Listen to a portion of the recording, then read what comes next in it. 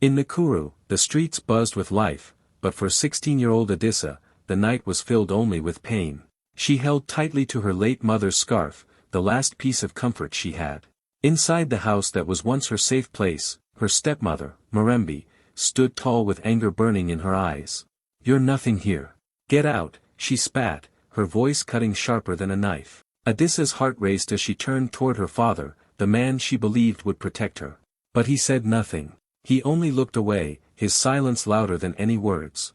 The girl's chest tightened as Marembe pushed her toward the door, her laughter echoing cruelly in the room.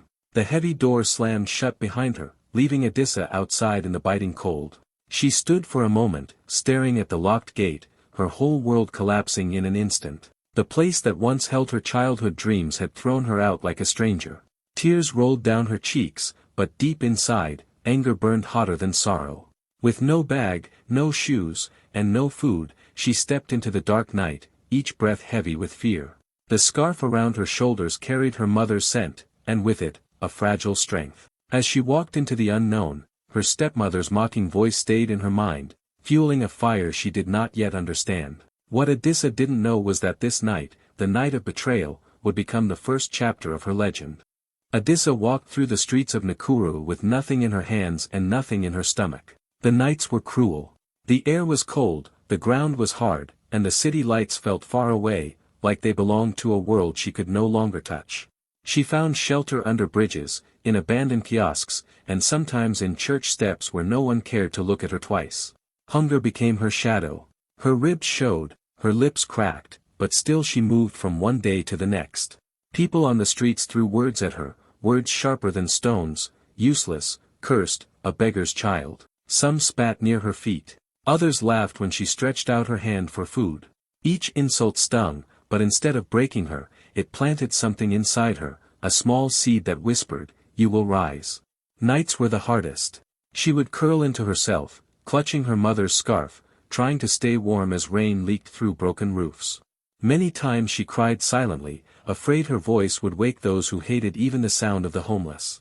Yet in those dark hours, something grew in her heart. Pain did not kill her. Hunger did not destroy her. Instead, the streets began to shape her, molding her into someone stronger than she had ever imagined. Every tear, every empty stomach, every cruel laugh carved her spirit into steel. She began to speak to herself in the silence of the night, making promises no one else could hear. "One day, they will know my name. One day, they will regret every word." These words became her prayer, her shield, her weapon. She refused to let her stepmother's laughter be the final echo of her life. She refused to let the city bury her dreams. Day after day, Adissa pushed forward. She picked up small jobs where she could, carrying water, cleaning stalls, selling scraps. Sometimes she earned a few coins, sometimes nothing at all, but she never stopped trying. She watched the world around her with sharp eyes. She saw how business was done in the markets, how traders bargained, how vendors kept their customers. She was only 16, but her mind was already awake with ideas. The more the world tried to crush her, the more her determination grew. The streets thought they had broken her, but they had only trained her heart for the battles to come. In her hunger, she learned endurance. In her rejection, she found courage. In her loneliness, she discovered the strength of her own voice. Adissa was no longer just the girl thrown out of her father's house, she was becoming something else. And as the sun rose over Nakuru, lighting the city she wandered, Adissa's eyes carried a fire. She was still poor, still hungry, still alone, but inside her, a storm was building. She vowed that no matter how long it took, one day the world would remember her, and the woman who cast her away would live to see it. Adissa had been living at the church shelter for some time, helping clean floors and wash dishes in exchange for food and a thin mattress. Life was still hard, but it was safer than the cold streets. One afternoon, while sweeping a storage room filled with old clothes and broken furniture, she noticed a wooden box pushed into a dark corner.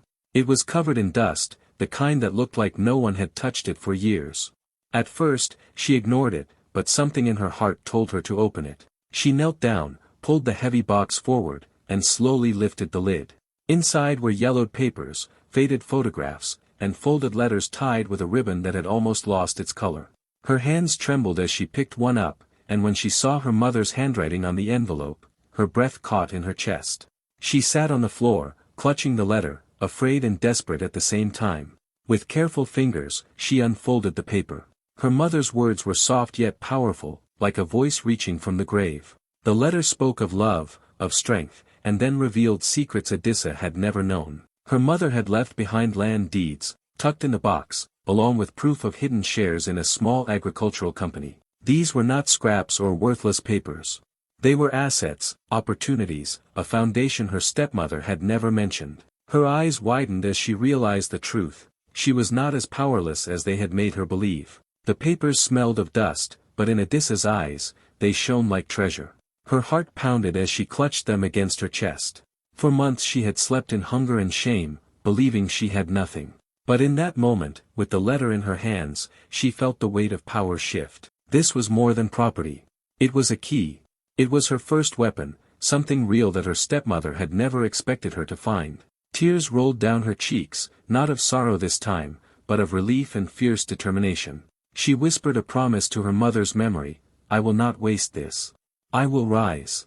For the first time since being thrown out, she felt the ground under her feet steady. She was no longer only a girl surviving day by day. She was a daughter carrying her mother's legacy, and she finally had a chance to fight back. That night, Adissa lay awake staring at the ceiling of the shelter, the papers safely hidden under her pillow. She thought about the land, about the company, about what it all could mean. Her stepmother believed she had erased her, but destiny had left her a gift. In the silence, Adissa smiled through her tears. The world had given her nothing, but her mother had left her everything she needed to begin. That dusty box had unlocked the first chapter of her comeback story. Adissa held the land papers tightly, knowing this was her one chance to change her life. The land was not much, just a few acres on the edge of Nakuru, but to her it was a golden key. She started small, planting maize and cassava with her own hands. She borrowed tools from neighbors and sometimes worked until her fingers bled, but she never complained. When the crops grew, she carried sacks of maize to the streets and sold them to vendors. The money was little, but it was honest.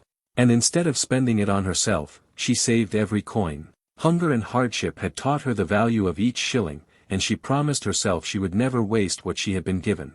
Soon she realized farming could be more than survival. She began learning from others, watching how successful farmers worked, asking endless questions, and reading whatever material she could find at the church library. While others planted the same old way, she started experimenting. She introduced modern methods, rotating her crops, using better seeds, and finding ways to increase yields. People laughed at her at first, saying a homeless girl could never change farming, but when her harvests doubled, the laughter stopped. With every season, her profits grew. She reinvested again and again, buying more land, hiring workers, and supplying not just vendors but small shops and markets. She treated her workers with respect, feeding them during long days and paying them fairly, and in return they gave her their loyalty.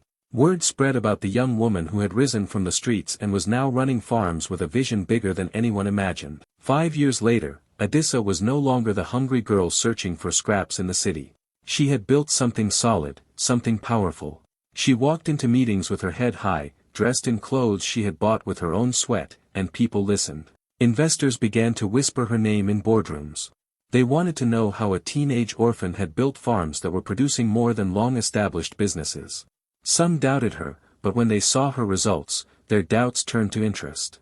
Adissa never forgot the nights she had spent under bridges or the cruel words of her stepmother. They stayed with her, not as pain but as fuel. Every deal she made, every piece of land she bought, every harvest she sold, was proof that she was not broken. She had turned rejection into power, hunger into determination, and loneliness into leadership. Her journey was only beginning, but already she was a name people respected. She was no longer just farming food, she was building an empire. And behind her calm smile was a fire that whispered, "This is only the start." Adissa's farms had grown far beyond anyone's expectations. What started with a few sacks of maize and cassava was now a chain of thriving farms supplying food across Kenya and beyond. Trucks carrying her produce moved through cities, and her name was now spoken with respect in markets and offices. She had built networks with traders, partnered with local farmers, and turned her land into a symbol of growth. Investors who once doubted her were now lining up at her door. But the real test came when a giant multinational food corporation noticed her. They saw her as a rising competitor and wanted her out of the way. They came with polished suits, big promises, and a tempting offer to buy her company for millions. For a moment, people thought she would accept. After all, she had once been a homeless girl who slept under bridges. Millions of dollars could change her life forever. But Adissa was different. She did not see money as the end, she saw it as a tool. She looked at the men across the table and smiled politely, but inside she knew she would not sell. Instead, she prepared a move that no one expected. With quiet determination, she studied their weaknesses. She built partnerships with smaller suppliers the corporation had ignored. She negotiated with banks and secured funding. Piece by piece, she positioned herself for something far greater.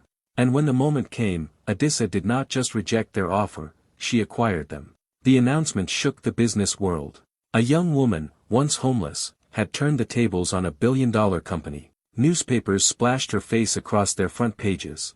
Headlines called it the boldest move of the decade. Business magazines praised her courage, while social media exploded with her story. People who had never heard her name before now saw her as an icon, a symbol of possibility. She had proven that destiny could not be buried, that power could grow from the soil of suffering. Overnight, she was no longer just a successful farmer. She was the youngest African woman to control a billion-dollar agribusiness empire. But behind the bright lights and flashing cameras, Adissa stayed grounded.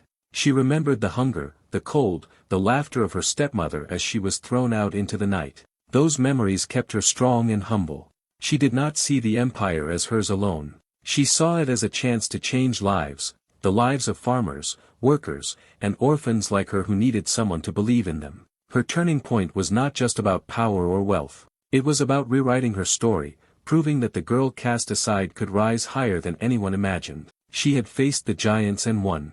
And as she stood at the top, the world watching in awe, Adissa knew this was not the end of her journey. It was only the beginning of something even greater. The sun was setting when Adissa's black car stopped at the gates of the mansion she once called home. The same gate where a frightened 16-year-old girl had stood years ago, clutching her mother's scarf as she was thrown out. But today, she was no longer the helpless child. She stepped out dressed in power and grace, every movement commanding respect. Her eyes held the fire of battles won, her presence heavy with authority. The guards at the gate bowed without question and opened the doors wide. Adissa walked through, her heels clicking on the tiled floor, each step echoing like a drumbeat of victory. Inside, the mansion was filled with luxury, but it was the kind that smelled of desperation. Expensive furniture, golden curtains, and chandeliers sparkled, but beneath the shine was rot, debts, lies, and secrets. Mirembe, her stepmother, sat in the grand living room, sipping from a crystal glass, wrapped in jewels bought with money that wasn't hers. When she looked up and saw Adissa standing tall in the doorway, the glass slipped from her fingers and shattered on the floor. Her face drained of color, her body stiff with shock. "You?" she whispered, her voice trembling like a leaf in the wind. Adissa's eyes never left hers. She didn't need to shout, she didn't need to argue. Her silence was stronger than any insult. After a long pause, her lips curved into the smallest smile, calm but sharp. "Yes," she said softly, "the orphan you cast out now owns everything you tried to steal." Mirembe's knees weakened, and she gripped the arm of her chair, unable to hide her fear. The walls of the mansion seemed to close in on her. This was the same girl she had mocked, humiliated, and left to starve on the streets. Yet here she was, standing not just alive but powerful beyond imagination. The air in the room grew heavy. Servants watched silently from the corners, some exchanging quick glances, their faces hiding quiet satisfaction. They remembered the cruelty Mirembe had once displayed, and now they saw her cornered, powerless before the daughter she had rejected. Adissa walked further into the room, her calmness louder than any storm. She did not gloat, she did not waste words. Her very presence was revenge enough. Every jewel on Mirembe's neck, every piece of furniture in the house, every brick in the mansion now belonged to Adissa. The empire that Mirembe had tried to build with lies had crumbled, and the orphan she abandoned now stood as its rightful owner. For the first time in her life, Mirembe had no words, no laughter, no power. All she could do was tremble in the shadow of the girl she thought she had destroyed. Adissa had returned, not as a victim, but as a queen, and the house that once threw her away now bowed to her. The day of reckoning came like a storm that no one could stop. For years Mirembe had lived in false glory, dressed in jewels, throwing parties, and speaking with pride about wealth that was never truly hers. But when Odessa finally stepped forward with the truth, the mask was ripped away. Before cameras, reporters, and flashing lights, Odessa placed the documents on the table. These were not rumors or whispers, they were facts written in black and white. Papers showing how Mirembe had siphoned money from her husband's accounts, how she had manipulated his decisions when he was too weak to fight back, how she had destroyed the inheritance that belonged to her stepchildren. The crowd gasped as the evidence unfolded, each page cutting deeper than the last. In the courtroom, silence hung heavy, broken only by the sound of papers being read aloud. Mirembe sat pale and shaking, her eyes darting around, searching for a way out. But there was none. The woman who once mocked Odessa's tears, who laughed as she threw a 16-year-old into the streets, now faced the sharp edge of justice. Her jewels could not save her, her lies could not cover her. The law was clear, and for the first time, the world saw her for what she truly was. The judge's words were final. The court ordered her assets seized, the properties stripped, the stolen wealth returned. And then came the moment no one thought they would ever see. The guards walked forward, pulled her arms behind her back, and fastened the cold handcuffs. The click of the metal echoed louder than thunder.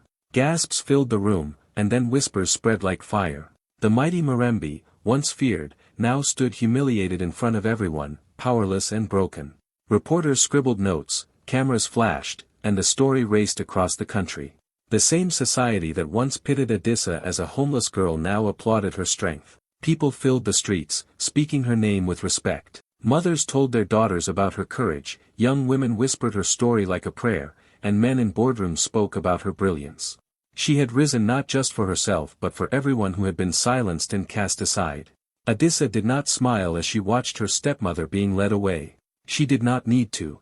Justice was enough. She stood tall, calm, and unshaken, her eyes fixed ahead as if to remind the world that this was not revenge, it was truth. The girl who had been called nothing had become the woman who held everything. And as Mirembe disappeared behind the courtroom doors, her head bowed in shame, Odessa remained standing in the light, stronger than ever. The public reckoning was complete. The laughter that once haunted her was silenced forever, replaced by the applause of a society that now celebrated her as a symbol of strength, courage, and destiny fulfilled. The night of celebration shone brighter than the stars above Nakuru. A massive crowd filled the grounds, their voices buzzing with excitement as cameras flashed and reporters pushed forward to catch every detail. On the grand stage stood Odessa, no longer the hungry girl wandering streets, but a woman whose name carried power and respect across nations. Dressed in elegance, with calm confidence in her eyes, she faced the thousands who had come to witness history. Behind her rose a towering building of glass and steel, its name carved boldly in stone, the Odessa legacy. It was not just a headquarters, it was a monument to survival, courage, and destiny fulfilled. When she stepped up to the microphone, silence swept over the crowd. Her voice, steady yet filled with fire, carried through the air. They called me nothing. They threw me away. But I am proof, no one can bury destiny. The words struck deep, and cheers erupted like thunder, echoing far beyond the grounds. For the orphans gathered in the front rows, her voice was more than inspiration, it was hope. In the crowd, hidden behind sunglasses, stood Mirembe. Once powerful, now broken, she watched with hollow eyes. The woman who had laughed as she cast Odessa out now stood invisible, forgotten by the same society that once bowed to her. Every cheer for Odessa was a knife of truth, reminder that cruelty had lost and destiny had won. Odessa lifted her hand toward the building, her face glowing under the lights. This was not just her victory, it belonged to every child who had ever been told they were nothing. The orphan had become a legend, and her empire was now crowned forever.